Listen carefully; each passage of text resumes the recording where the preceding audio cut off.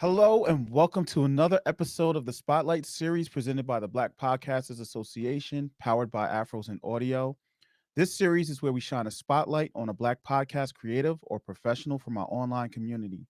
My name is Corey Gums, and I am the founder as well as your host. Before we introduce our guest for today, please make sure you like this episode, subscribe to our channel, and don't forget to tap the notification bell so that you can be informed of whenever we bring you new content. Today, we will like to welcome Shamiko Reid, the host of the Discussion Room podcast. It is an extension of damndaddy.com, that's with three A's, where daddy issues drive discussion and serves as a safe space to have tough conversations about how our relationships or lack thereof with our parents shape who we are and how we show up in the world. Shamiko, a Jersey girl, is also a Howard grad, writer, poet, and forever educator. But I will let her explain more of her story and who she is in a few. So, welcome, Shamiko, and thank you for being a part of the Spotlight series. I'm so happy to have you here. You've been a strong member of the association, and I've been waiting for this moment to sit down and interview and talk with you and learn more about you. Well, thank you for being the founder of the Black Podcasters Association. It's definitely a very nurturing community. I feel safe asking questions and learning from each other there. So I definitely appreciate that. It's not just a safe place to learn, but we also get to, joke with each other. It's a nice, lighthearted vibe. So I definitely love that.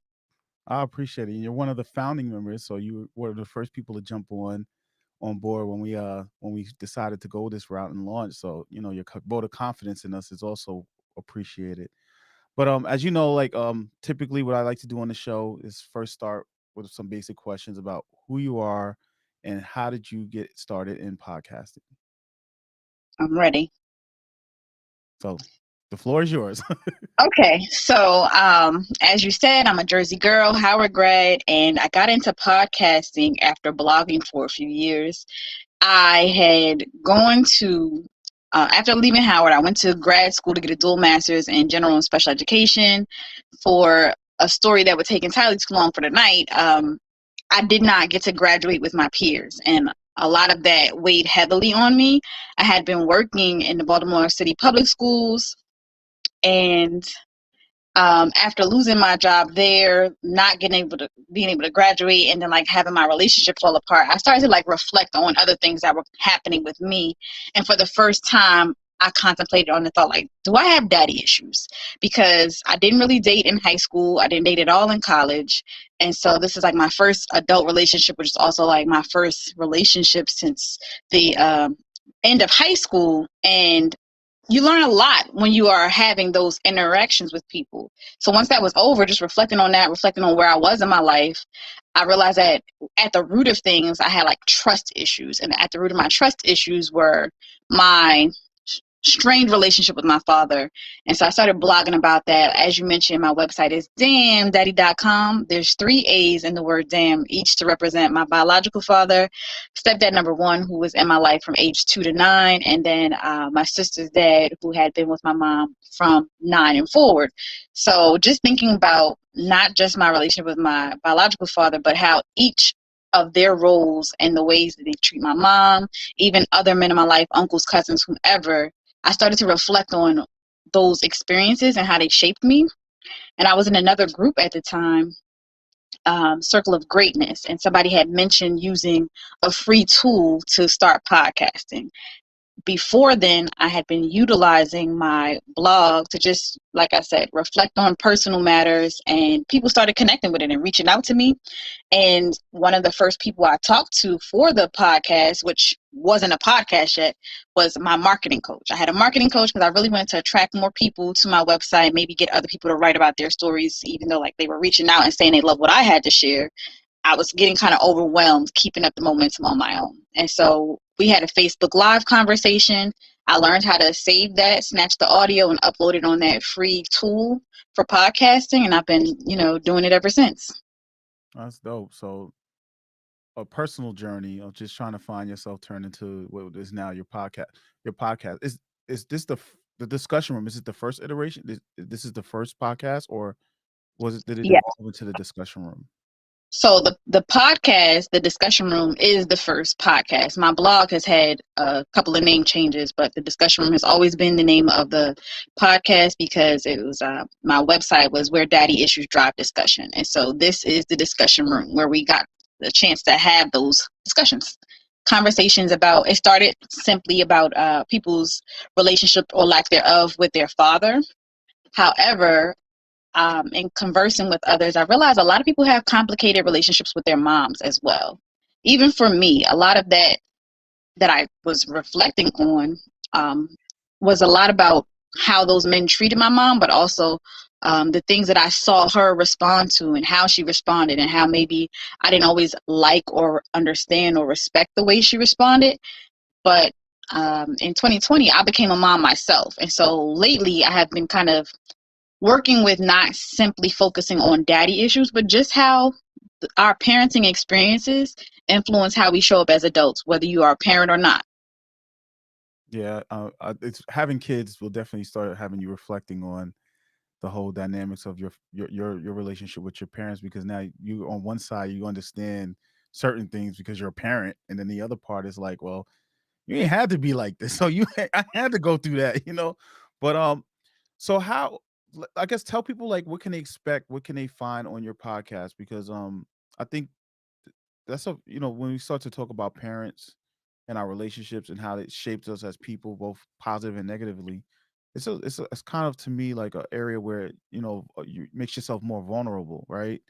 A lot of people don't want to talk about those things, at least publicly. How has your show helped people with that part? My show, from my experience as the host, the types of comments I get and the types of things that encourage me to continue to seek people or accept people who want to share their stories. People see themselves, they hear things that resonate with them, they think about, just like for me, those memories that might have been dormant. One of the things for me was at the time when I started my blog, I was supposed to be graduating with a dual master's. And I realized my father had never been at any of my graduations, not kindergarten, eighth grade, high school, none of that. And one of the people I interviewed in my most recent episode had the same exact experience. Their mom married someone else when they turned 4. They didn't even remember that the person that raised them was not their biological father until the parents decided to tell them when they were a preteen. And so when they meet their biological father as a preteen, just having that experience, they had a whole Will Smith moment, and you can hear that on the podcast. But like, why you didn't want me?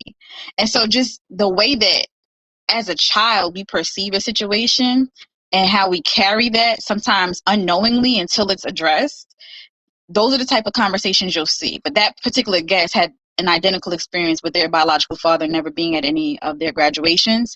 And so those are some of the moments you'll hear, but I like to not solely focus on what happened in your childhood. Like, how is that playing a role in what you're doing today?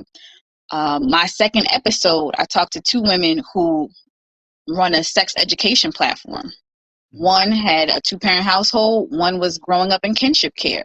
And so we talk about different dynamics of how people can be raised, not just single parent, not just, married nuclear families, but also dynamics like foster care. I've interviewed guests who have been sexually assaulted by parents and people who are responsible for rearing them. So we touch on a lot of different taboo topics. Um, like I said, not just sexual assault, but sexual education, because things like sexual education can prevent people from experiencing sexual assault, or at least teach them to advocate for themselves in the event it occurs. I talk to people about their marriages and what it's like to show up in a marriage when maybe you saw your parents' marriage fall apart. What drove you to be married? What motivates you to work on your marriage? If your parents had a strong one or if they were divorced, different things like that. So the types of topics we cover really are a myriad of things, but the foundation of it, the core of it, really is reflecting on how our upbringing influences who we are and how we show up in the world.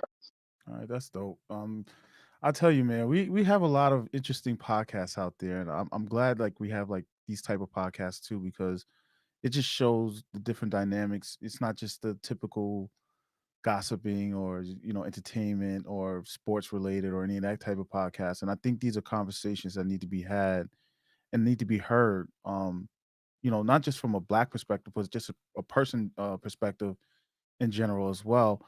How does let's talk about the process of you being a blogger and becoming a podcaster. Was it a difficult transition, or was it something that just came naturally to you? Because I know it's something I can see where the similarities are, but then I could also see there's also a difference because one is just writing. You can edit. You can keep going through until you finally happy with the product. Where podcasting is a little bit more like, if you're having a great conversation, do you stop? Like those kind of things. How has that transition been for you? When I was blogging, most of my writings were self-centered. Everything was a reflection of my own personal experiences. How did attending a wedding make me feel about my impending wedding? I wasn't engaged, I wasn't dating, but just, the different ways that small experiences that might seem everyday or, run of the mill for other people can trigger different thoughts in somebody who was having the experience that I was having. And the transition occurred because my marketing coach was encouraging me to come up with catchier titles for my blog. SEO was still kind of new back then, and for me it just was like, I like the way it sounded, but maybe it's not capturing or bringing people in. And so she kept throwing out this title, What My Cheating Ass Dad Taught Me About Empathy. And I'm like, okay, well, you keep saying that, so that must be your story. And so I spent 1 month sharing on my blog different posts and reflections about witnessing infidelity and how that made me approach relationships, whether it was in my mom's relationships, different things we see in television, because I don't only talk about personal experience, but just how I engage with television and movies. And it's like, wow, do other people watch movies and take this type of stuff away from it?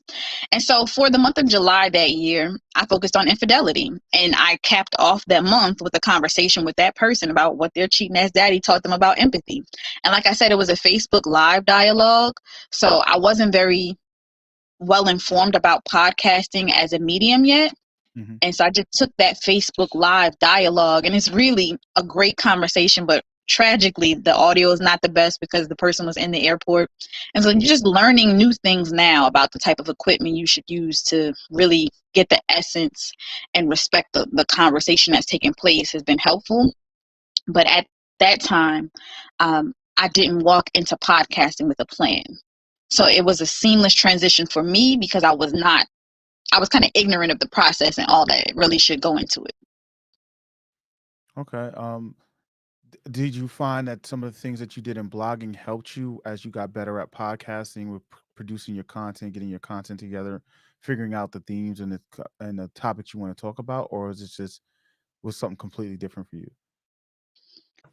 I think it was something completely different. I think the first few episodes kind of took that same dynamic, as I was reaching out to people within my network to say, hey, I see that you do this. Would you mind coming and having a Facebook Live? And then I learned about Zoom, would you mind talking to me? I'm going to be focusing on this type of content for this month. And I think that what you do reflects that. This is the type of conversation I'd like to have. And then some people were like, absolutely, I'm for it. So yeah, I mean, it's just been an extension literally of my blog. However, I stopped writing for a while because I really fell in love with having these dialogues. And so I think that the blog suffered because I fell in love with podcasting as a medium. But then I kind of hit a moment while I was pregnant where I just wasn't doing anything creative. I wasn't writing poems. I wasn't writing for my blog. I did do a few podcast interviews, and I think those were some of my favorite because I trusted those people. I didn't tell them during the interview, but like at the end, oh, by the way, I'm expecting. And most of them, I think I did 3. They were parents. Everybody I spoke to during that time were parents. So even the questioning changes during that time frame. Okay. So we have a question from Steve, one of our members of Podcasters Live, Steve Worthy. Thanks, Hey, Steve. Stephen. He has a great question. He says, "What's one thing you learned about yourself as a podcaster compared to being a blogger?" I think when I was blogging, it was really for me. I liked getting people's responses, but it was really for me, it was catharsis. I think by the time I started really taking podcasting seriously, I had found a therapist, and so it was no longer about me. I was utilizing the medium to really help others, to really engage people who had reached out to me and connected with my writing, but saying, here, these are other people. So it's not just you connected with me. This is a unifying experience. There are more of us out here having this experience. And maybe there are things that I'm interviewing people about that don't reflect my experience, but there are things within their story that are relatable. Maybe I know it happened to someone else. So something I learned about myself as a podcaster compared to being a blogger was I had something to say, but it didn't always have to be about me. I could help other people have something to say and amplify their voice as well. Okay. So your show is it mainly a solo podcast, or is it a mix, a combination of you having your own episodes and then you having also guests? How does that work for you? My podcast is mostly interview based. I have gotten into doing more solo episodes recently because another community I am in is women of color podcasters, and Danielle was like, Yeah. "Hey, yeah." Danielle was like, "Hey, I think you should do more alone. I think you really are missing an opportunity to connect with people just by yourself, and so that way you don't have to rely on scheduling interviews to be more consistent in your production process." So I have done a few solo episodes. One of those happened to be about being a mom and how I don't enjoy it. It's like I like this kid, but like motherhood is hard as hell. It really is. You learn about the expectations of being a parent from a different perspective. You might know them. For me, having a single mom was like, I knew a lot of things weren't fair. I knew that a lot of things fell on moms that didn't fall on dads. But experiencing it, even with a present partner who was happy to help, is like, you don't get it. You don't understand some of the things that I'm dealing with. You know, you get to go back to work and have a life outside of parenthood every day, and I'm not there yet. Like, you know, I'm still here in the house. I'm not working or having a baby in the middle of a pandemic, and I need you to be working because I'm not working, but I also am frightened because you're outside in the world every day and bringing that type of exposure into the home with this brand new human with no immune system yet. So there was just so many different things happening for me emotionally and mentally that, like I said, put a pause on all creative efforts for me. But when I was ready to talk, I had something to say. And so many people that had never listened to, people in my circle, friends, colleagues, people I went to school with were like, hey, I've never listened to your podcast before, but I listened to that one and I related to that. Keep doing what you're doing. I remember when you said you were going to do that episode, and I was like, Shamiko's, she want to walk, she wants to smoke, man. She wants people to come at her. All right, but I raised my son from 2 to 14 years old, so when I saw it, I was like, okay, somebody has the balls to have this conversation, and I'm all for it, because there are times where, as a parent, you're like, man, I don't like this, right? And I think people out here, we don't want to say it publicly because you don't want to be shamed, or you don't want to feel like you're a bad parent or whatever. So I thought that was really courageous of you. And I know from my own attempt when I first started this to do my own solo podcast, that's not easy either. That's when I realized, I was like, I don't know if I could do this. But how has that been? I mean, you went from interview based, and Danielle's like, she's great. So the fact that she identified that for you, how was that transition for you? How was it? Was it like, were you scared? Was it just something like, let me try this, or did you have any feelings about that? It was just something like, let me try it. Like, okay, she's good at what she does. I trust her. I'll give it a try. I will say it's more difficult to me to do solo than it is to interview someone, because I'm constantly in my head. Like, I'm recording and maybe I don't like how I said it. So then I'll start over. And I'm learning now more about the editing process. Like, okay, you don't have to start over, begin again from where you are, because you liked everything you said for these 3 minutes and you just rambled a little bit right here. You can take that out later. So learning about the editing process has helped with solo podcasting. But I think in terms of podcasting versus blogging, I struggle with knowing what to say and how to fill the space of time in a podcast, because I could write and vividly tell a story. That's something I enjoy doing, but saying those things out loud may only take 3 to 5 minutes versus I'm used to producing and putting out 45 minute to 2 hour podcasts, because the nature of the conversations that I have are just that deep. Like, I always tell people 40 minutes. And I chose 40 minutes because that's what was free on Zoom. And a lot of times the conversation just continues and people feel so comfortable. That's one of the highest compliments. People, they feel comfortable with sharing their stories with me. And, they tell me that afterwards, like, thank you. I felt free enough to share these things. You asked, what's the difference between solo versus how to stop if you're having a really good conversation? I always tell my guests beforehand, just give me a timeout. If something is too hard or you don't want to answer that, give me a signal, because normally the camera's on whoever's speaking. So if I'm speaking and you don't want to go into something, it won't pick up on your body language, but it'll let me know, steer the conversation in a different direction. And then I've also just learned to read body language. I used to be a teacher. So sometimes, you just use those skills in other places, like, let me pause here. Are you good? Is this something you don't want to talk about? This is something you disclose to me in person, but if it's not something you want to talk about on air, we don't have to go that route. And, if they don't, they say, no, I'm good. I just need a moment. And then we'll just take a moment, a pause, and then I'll record when they're ready. Or if it's, I'm glad I shared it with you directly, but I don't think I'm ready to share it on the show. I respect that as well. I think you hit something on the nail on the head, because that was the struggle I had, was writing something down. You can use more words, you can paint the picture, you can set it up. I'm typically somebody that likes to say things in like 2 or 3 sentences, right? And it's like, well, and sometimes when I talk to people, they're like, well, and I'm like, that's it. That's all I have to say. I said what I needed to say. So I think that was the struggle for me. And I think it's important for people to, like you said, with the editing process, right? Like you say, I was very critical of myself as well. And this is before I started editing, as a, working as an editor. And I was like, okay, I kept hitting rewind, or re-record, and it was not like when I was doing music, you could just punch in over something, right? I didn't know about that technique either for podcasting, but the whole idea of just stopping and then saying what you need to say and then going back and editing. So do you do your own editing? Because I know for a lot of people my own experience, for a lot of people in the conversations in the Black podcasting community, I don't know, editing is almost sometimes for some people taboo. A lot of people like to be very headstrong and say, I don't edit and do these things, but I'm going to assume you figured out that editing actually helps you with your creative process and putting together a better product to release out to the public, right?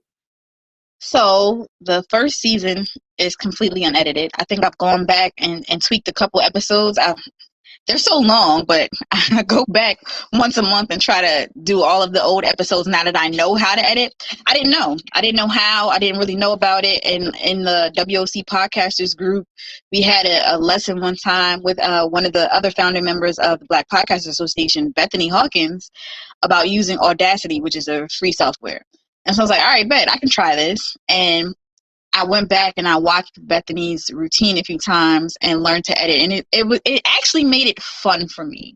So in the beginning, I did not edit at all. One, because I didn't know how, but also because I just took pride in giving out the raw conversation. Like, you're not about to get something that I altered anybody's story. No, this is what they said and how they said it. However, I think like in the second season, I learned to like edit music clips in the beginning. And so that was fun for me. I wanted to show more of my personality. I think because we touch on such heavy topics on my podcast, and because of the nature of my writing, people who didn't know me personally, and some people who know me personally, they just view me as a very serious person, which I am. I am often very serious, but I like to have fun too. I love music. And so like, a lot of people use their social media to reflect their business. And for me, I'm riding bikes in the park. I'm showing myself doing car karaoke. And so to connect those things to what I'm doing, I learned to incorporate music into the intros and outros of my podcast. And it was pretty fun, but it's still not as clean as it could be. I edit myself just for budgetary purposes. And so, once I have the funds, I would love to outsource that and really get a clean, neat show going. But I enjoy editing sometimes. Other times it's very daunting. Like I said, going back and editing a 2-hour conversation is not fun. You notice things that you never noticed before, like a Yeah. cough or a clap or the radiator coming on, um, or even just that, hey, my microphone sounds loud and clear, but they sound like they're far, far away with Shrek or something like that. So Yeah, you're one of the few people I say that here that say they love to edit their own podcast. Well, my hat off to you on that one. I get paid to edit podcasts, and I'm like, sometimes I'm like, what am I doing here? But it is a tedious job. I can see what a creative part, because I do like the fact, like, when I edit, I'm like, I try to make the conversation sound as natural as possible. But it's complicated. It can get real complicated, especially like you said, when there's a lot of interference from outside noises and stuff. But um I mean, like my second season, I came back. I've been gone for a minute. Now I'm back as a new mom and rapped over Little Kim's "The Jump Off." So like editing, it was fun for me in that way because, like I said, it gave me an opportunity to showcase a different side of my personality. But I think overall, it is very tedious trying to document what seconds, and then even for the I'm learning about doing show notes and different things of that nature and how to incorporate timestamps when you do your show notes. But if I'm listening to it raw and I'm editing it and I'm documenting the timestamps, but then I go on and add a intro, it's like now I have to shift my timestamps 30 seconds or a minute or whatever. So it's definitely not always fun, but I try to find joy in it. Yeah, yeah. The fun part is when you have more than one person, and you got to and everybody hit record at a different time on their Zoom or whatever. So let's talk about you being having your podcast and then being a new mom. How has that been for you? How has that transition been? Not fun. Um, I think I underestimated how much I should have and could have done in that newborn stage. Mhm. I did maybe I think only one episode when my baby was brand new, and like they slept through the whole thing. It was perfect.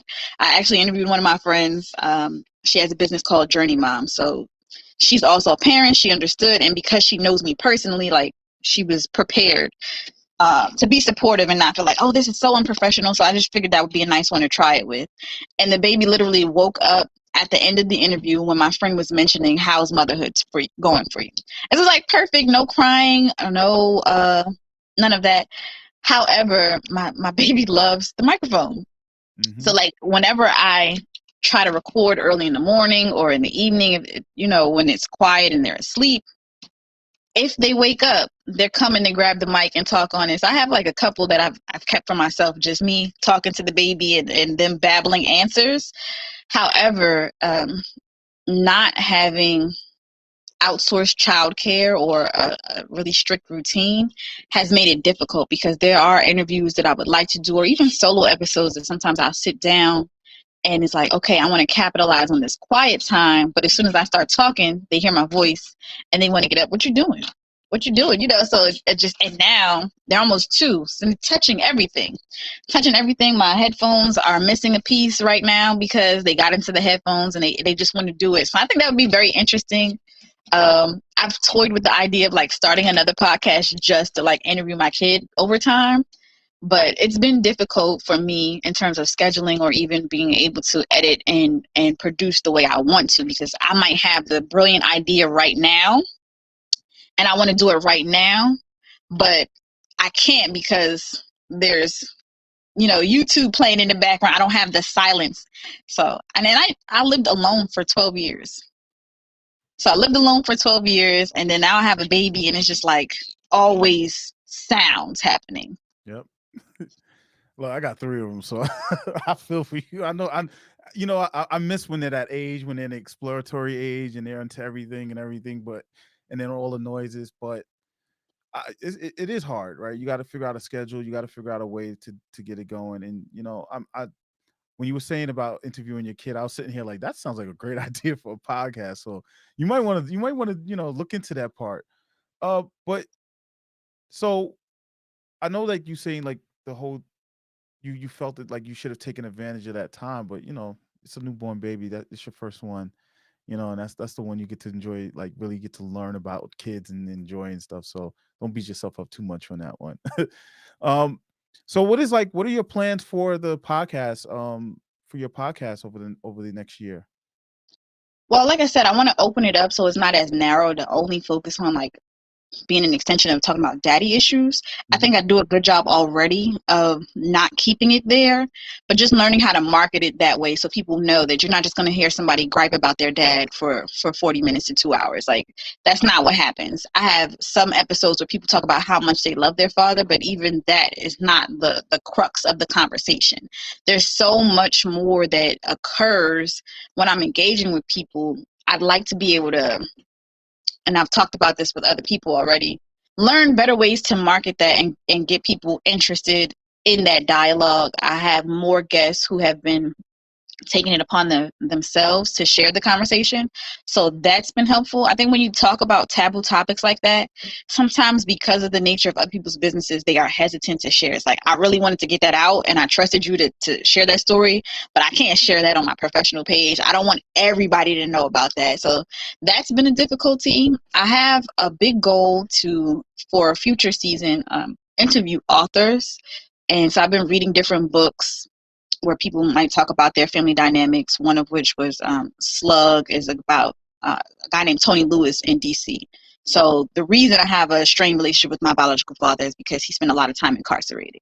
And this man's father is serving one very long sentence as opposed to my father, who was in and out, in and out, in and out.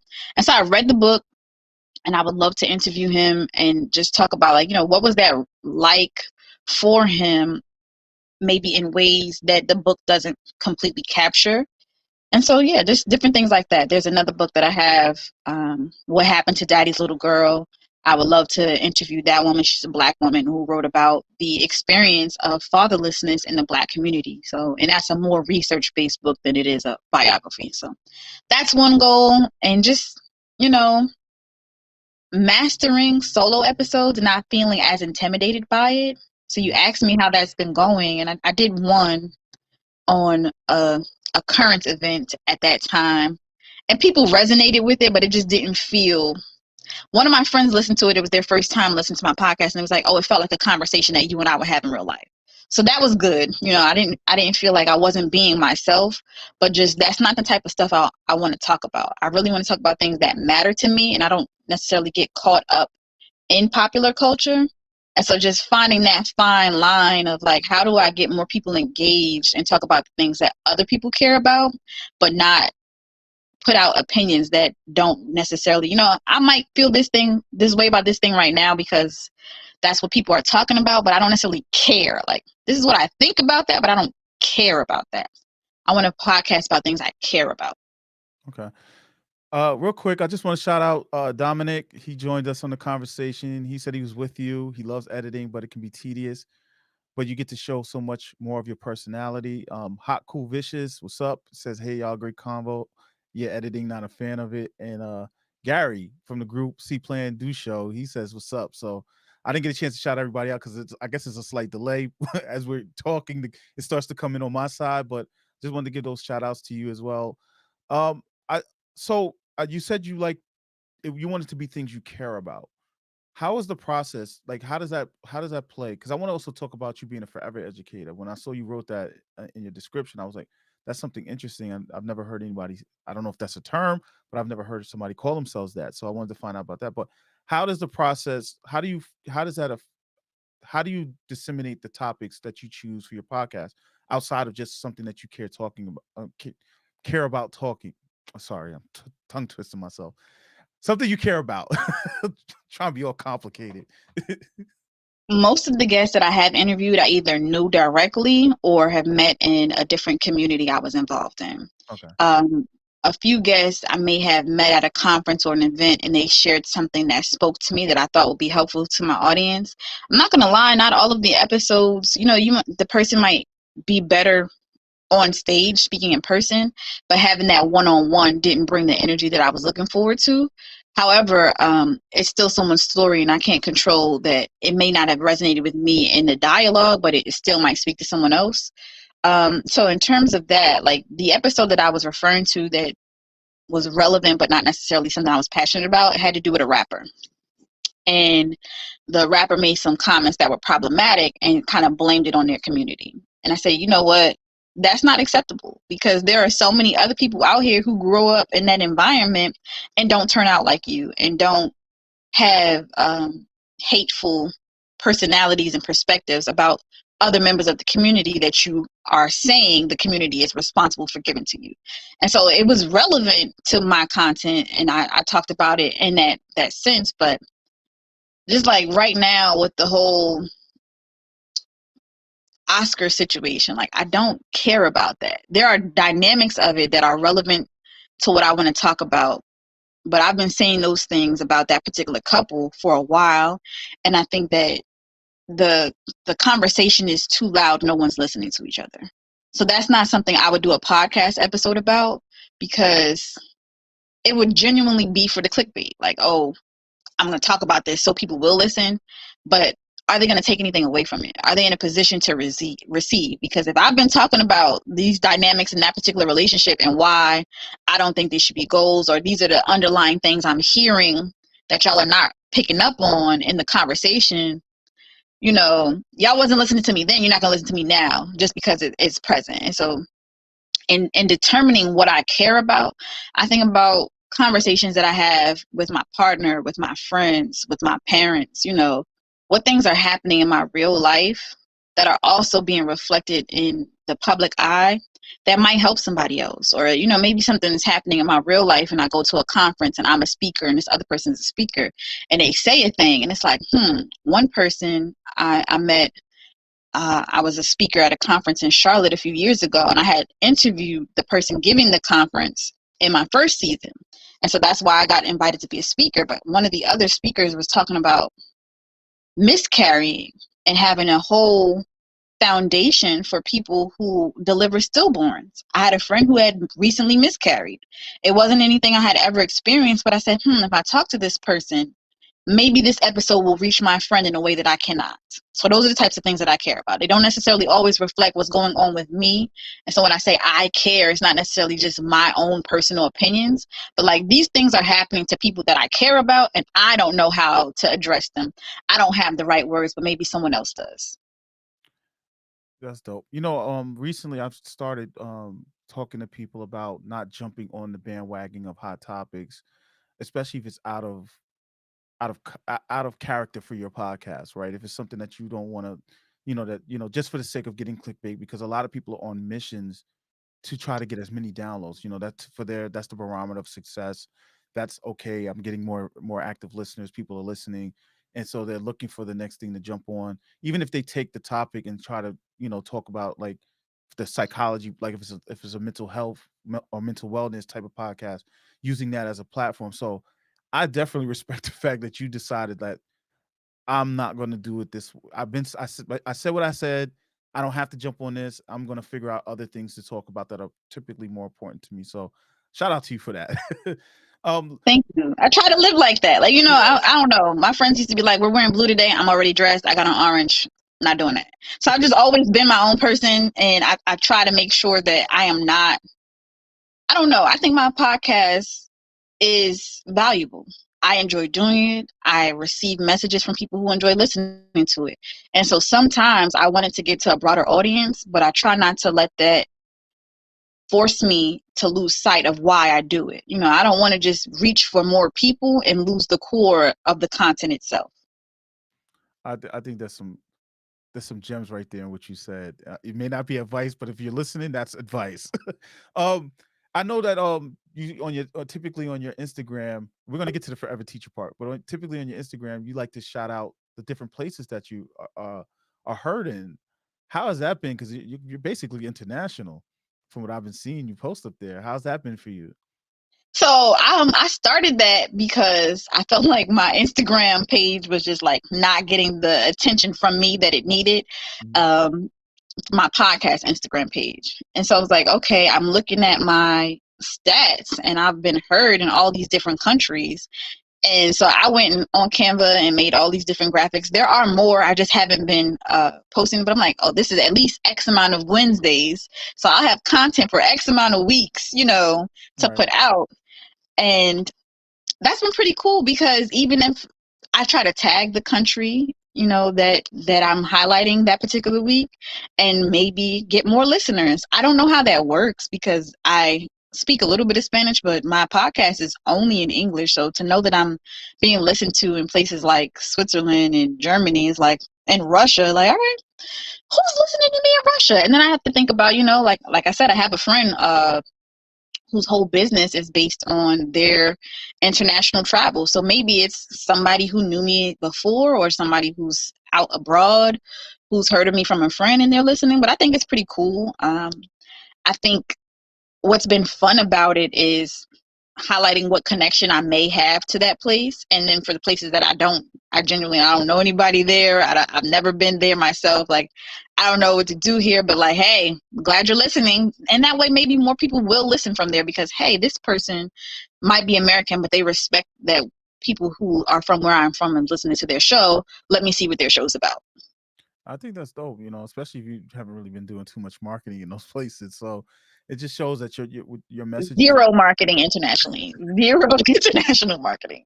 whether somebody's listening to because they're on vacation in that area and that's the IP address showing up, or actually people are tuning in. I think that's great, and it just shows the message just resonates with other people, right? Doesn't matter. You don't have to be an American or from America to understand what those same issues, because we're all human at the end of the day. And no matter what people believe, we all kind of operate the same in certain perspectives. So let's talk about you being a forever teacher. I know you have a background in teaching. So what's that? Because I know that's what you're bringing to the table into your podcast. So how does that play a role for you? When I was younger, I wanted to be so many things. Like I wanted to be Maya Angelou so bad. And then I started doing poetry and realized there were so many people better at it than me. A lot of things just were intimidating. But people kept telling me I was going to be a teacher. And I was like, no, I'm not. I like school, but I don't want to teach. And so I benefited from a program called Upward Bound, which is for first generation college students because my mom was a teen mom and did not go to college. And I went to school for business because in my mind, at the time that I was going to high school and preparing for college, I think Wesley Snipes went to jail for tax evasion. And I was like, yeah, I want to be a fashion designer, but I want to know how to do my own taxes so nobody's effing up my money. And so I went to school for business management and I never had an internship. I went right around the time the recession happened. I started at Howard.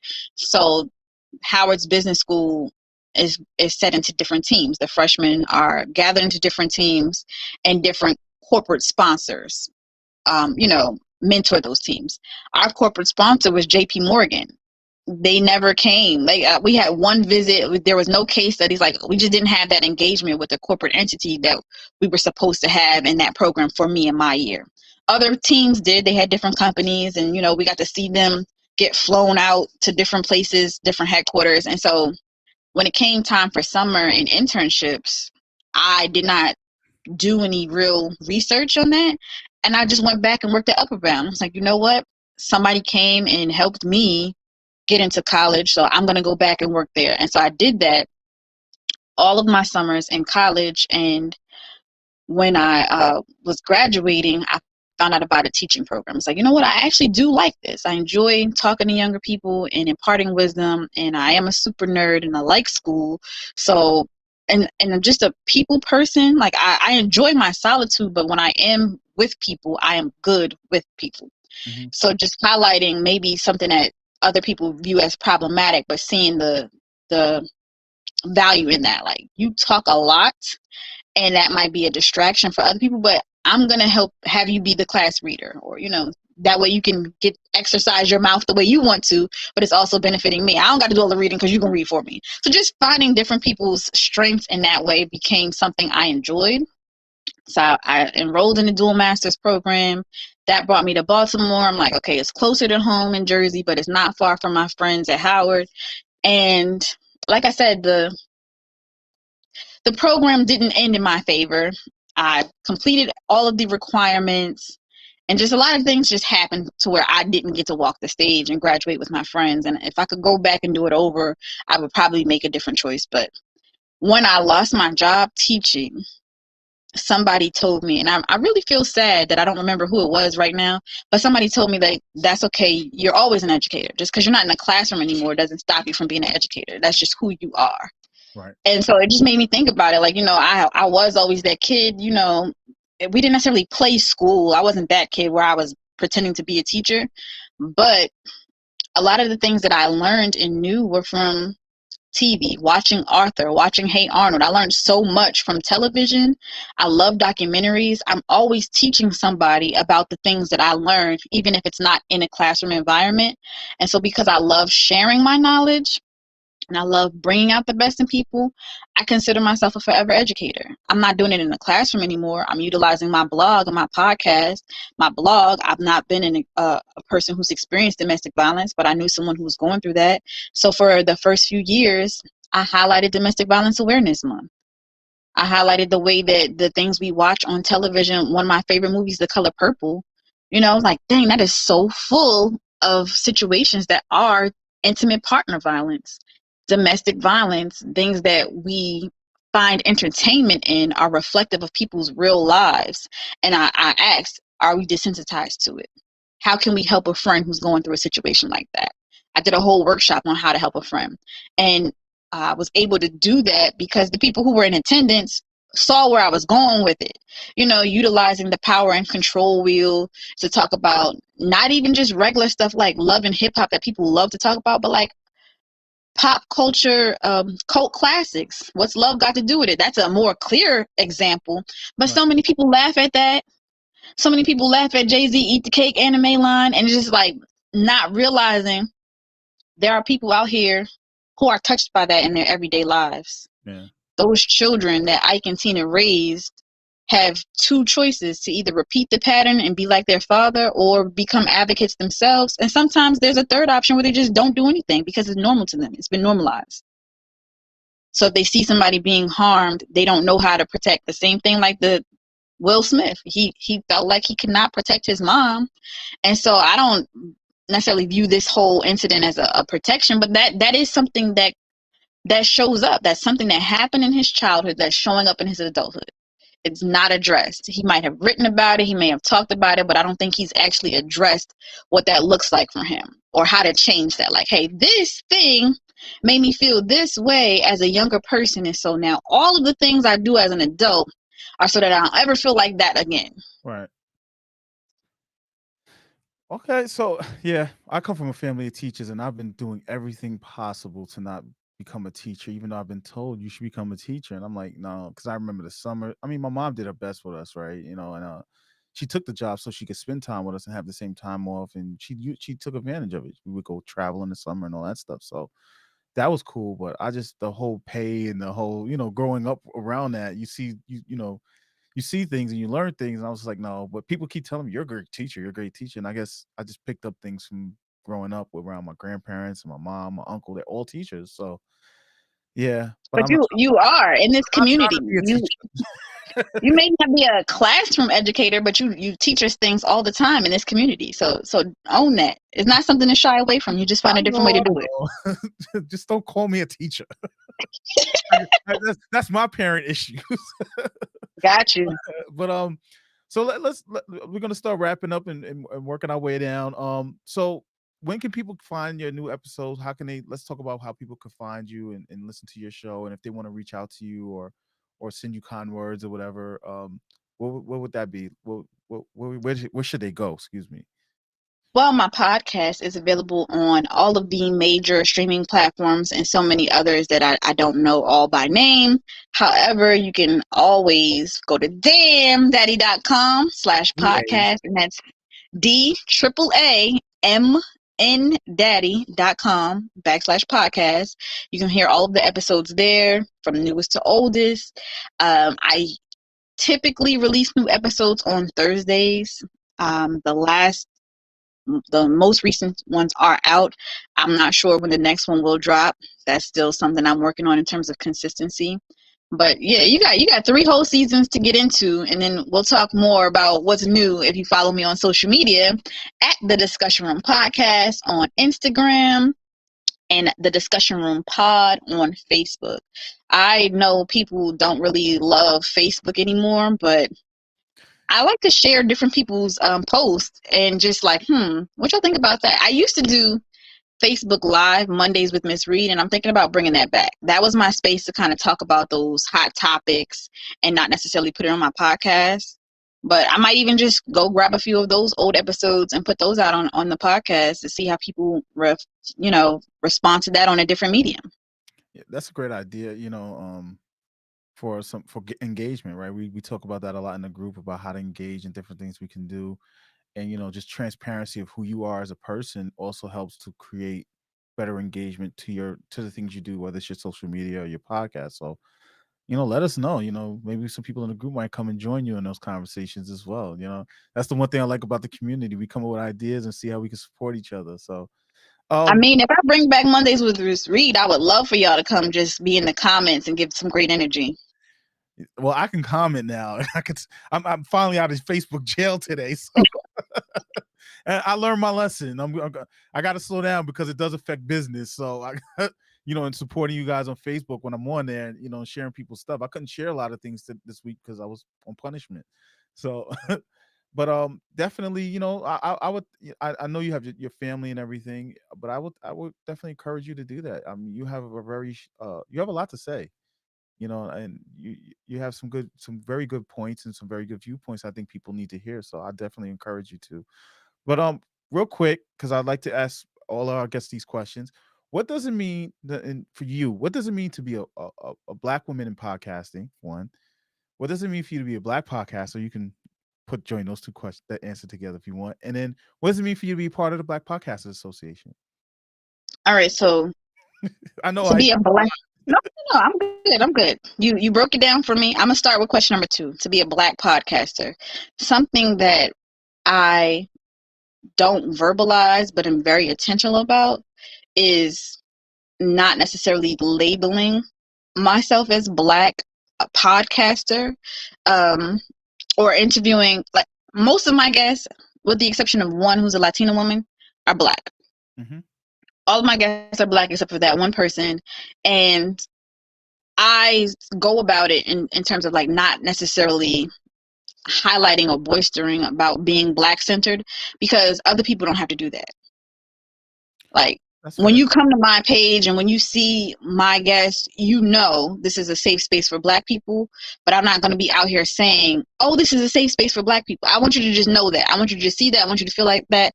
I don't want anybody else to come and feel like they're not welcome, but they're not the center. They're not the focus. So that's one thing for me to be a Black podcaster, is to be predominantly Black and not have to shout about it. Like, you just going to know. To be a Black woman in podcasting, you know what? I don't necessarily know how to answer that, because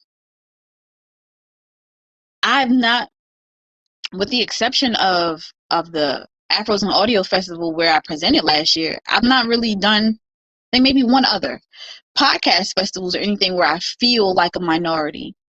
Most of the podcasts that I listen to are Black person led and typically involve a Black woman. I don't listen to lots of podcasts. I'm getting more into that to understand the craft better and learn what types of practices I want to adapt into the growth of my show.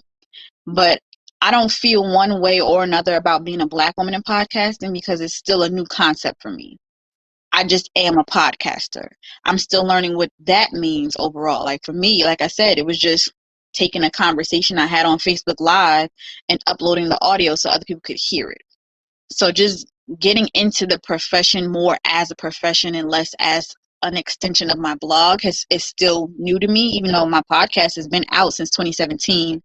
Being in the podcasting space in that world is still new for me. And how do I feel about being a member of the Black Podcasters Association? I love it. I love the book club. I love that I'm learning. I love that it's not just focused on, hey, here's how you get more listeners. It's like, hey, did you know that this is how you can use data to your advantage? Did you know that this is how these things affect the audio quality and your listeners' experience? What do you guys think about this new research that's out? So I'm learning and growing in so many ways. I'm getting to know other people's shows and what other types of shows are being produced, learning about podcast awards, learning about podcast grants, just different ways to really get into and be in this space. And I definitely want to give Danielle the credit for that from WOC Podcasters, because I just found them on Facebook and she was doing a mentor program. And I was like, hey, by the way, I'm due to have my baby the day you want to start your mentorship program. Just full transparency. But I want to do this. And so I gave birth a week early, but like my baby had been in every meeting with me. And Danielle taught me so much. And that's how I got to Afros Audio. And that's how I eventually found the Black Podcasters Association. But because she kind of planted the seed that podcasting is bigger than just telling a story and putting it out there. It's bigger than just getting more downloads, you know? So, I mean, I think in the Black Podcasters Association, it's definitely a less rigid environment than some of the other spaces that I've been in, podcast or otherwise. But I think everybody's really invested in each other's growth. And we don't necessarily talk to each other or engage daily or anything like that. But it's just like, you know, the other day you say, hey, how you guys feeling today? That wasn't a podcasting related question, but it made us feel seen, you know? Yeah. This is genuinely a community. Yeah. I just wanted to check in on you guys because I know you guys didn't hear from me most of the week. So I just wanted to check in and make sure you guys were all right. So, I mean, I appreciate that. It means a lot to me because, you know, I struggle daily with trying to make sure you guys are getting the value and getting the experiences that you want from the group. So, you know, when I ask these questions, people come on the show and they tell me, you know, it reignites a fire in me because some days I'm just like, this is a lot. I don't know if I'm doing the right thing. I don't know if I'm on the right path, but you know, it's good to hear that. And I know you love the book club because you're very involved in it, and I appreciate that too. But yeah, I respect everything you said, and I like those perspectives when I ask people these questions because even though we're called the Black Podcast Association and we focus on our community and stuff, I want the world to understand that we have different views and different feelings and different perspectives and personalities in this space so that we don't have to keep doing that, right? It's just Shamiko has a podcast, right? It's not Shamiko is a Black woman who has a podcast dedicated to Black listeners or whatever, you know, or however you decide to market or your podcast. So, and you know, I really appreciate you being open and honest about how you see yourself in that space. So thank you very much for that. And I'm thank you for being on the show. I really appreciate it. I really enjoyed this conversation. You know, I know we spotlight people, but you guys this season, I'm like, I might have to start a new show where we just have people come on and just talk, right? I don't know. Typically it goes against when I say people, you should have an idea or clear direction of what you're doing, but because it's like this is a spotlight show, but I feel like some of the conversations, like with the conversation with you tonight and some of the other ones I had, it's like I want to say come back on here. You know, maybe we could turn the spotlight into that. I don't know, but I really do appreciate you having you here. I appreciate your support in the group. I look forward to seeing your podcast grow and go in the directions, and we're going to try to help you accomplish those goals with the getting those authors on your podcast and maybe some other ones as well. So thank you, Shamiko. Really appreciate having you here. You have any last words, any tips you want to give anybody watching right now? I was just going to say thank you for having me. That's been one of my goals, is to, you know, speak more on other shows and just try to grow my audience that way, but just to share in a way where I'm not the one leading the conversation like you did. So just thank you for giving me the opportunity to speak and speak freely. And anything I would like to say, to me, just start. I started 5 years ago. Maybe the first episode is not the best, but I loved it. I think that person was raw and vulnerable and people responded well to it. I would say, you know, if you are in a member of a community where you have the resources to have a successful and planned launch, do that. But if you don't, do what you can do and learn as you go. Yeah. Learn as you go. You mentioned Bethany earlier. I think she has a wonderful saying where she says your first season, it's like that's the time you mess up, and then the second season it's now it's game time. So I paraphrased it. I can't remember what she says word for word, but like I said, Bethany is so dope. She you know? and like I watched that one training she did. It's not even a full training. She talks about how there's more and to buy her ebook for more, but like that one thing helped me learn so many different things. And there's an episode that I recorded that I really, really I recorded a conversation with my stepfather, and it's so good. And I don't have the tools and the skills that I need to edit it, but like I did my best with what she taught me, and just, like I said, start, and you can figure out the rest later. If Don't be like me though. Like if you're gonna I do better remote, like you and I are right now. Hmm. My live interviews, I have not done enough prep. I didn't know enough the first two times, but by the third time, I should have been prepared, and that one was the third time. So, figure it out. Don't be afraid to ask for help. I was out here doing it blind. I didn't know who to ask. Hmm. The only shows I had listened to by at that time were produced by bigger companies. So I didn't know who to ask. I couldn't. I didn't even know, like, could I just ask these people on Twitter? Would they care? Maybe they would have. They do respond to my tweets now, but I just didn't think about it at that time. Well, Start where you are, learn as you go, and if you are going to be doing in-person recordings, make sure you have the right tools, because there's so many different elements when you are in person with people. The positioning of the mic, the dynamics of the space, how open it is, what type of furniture is in the room, all of those things matter. So yeah. and just to piggyback, and I'm gonna do a shameless plug here, to solve the problem. That's the one of the goals of the community, is to solve that problem of you not knowing where to go, or knowing where to ask those questions. So if you're not a member of the Black Podcast Association, please feel free to go to the website and join. But thank you, Shamiko. I really appreciate having you here this evening and giving me your time. You could have been doing other things on a Sunday night. So I really appreciate you being on here and telling us your story, and introducing yourself to the world out here, and being open and honest with us. So um if you have anything else, It nothing. was genuinely my pleasure. Thank you for having me. Okay. All right, so thank you guys for checking out the Spotlight. Make sure you tune into our show every Sunday at 7 p.m. Eastern, right here on our YouTube channel. Make sure you tap the notification bell, and subscribe to stay notified. And if you haven't become a member of the Black Podcasters Association, stop playing and go to blackpodcastersassociation.com. My name is Corey Gums, and I've been your host. Thank you for coming, and have a good night.